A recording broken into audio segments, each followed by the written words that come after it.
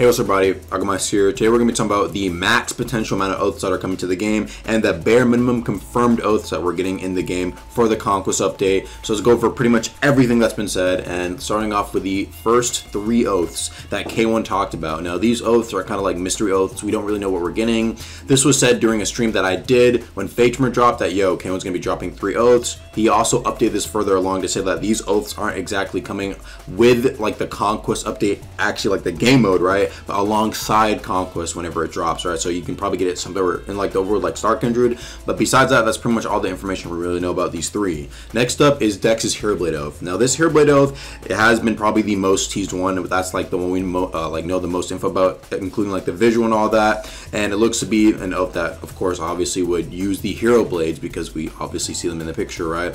Other than that, again, not really much known about this one. We do see a new location in the background here, so who knows? It could be similar to K1's, where it's like it kind of releases alongside Conquest, but who knows? There also might be a Conquest requirement. We don't really know. Now, next up, we have one that not a lot of people really actually even know about, and that's Feno's Hive Oath. Now, this has been talked about just a little bit. Feno was talking about in dev interviews and kind of mentioned it briefly. Ask how Hive Oath fits with this origin. I did have an idea for a Hive Oath, but it's not finalized, so I won't like say anything about it quite yet.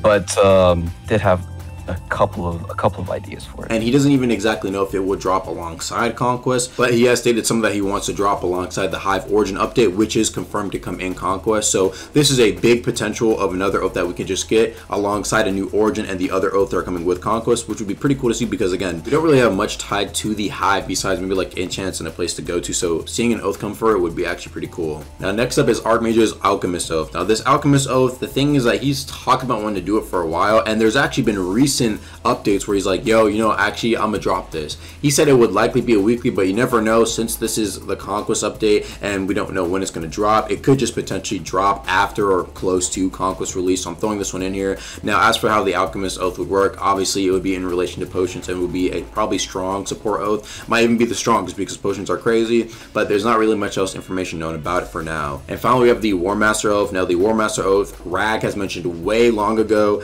and of course this is probably the one that's the least likely to come with Conquest because it has stopped its development like a long time ago. Rag was working on it. Who knows? Maybe right before Conquest drops, he says like, okay, I want to finish this up just to drop something alongside Conquest.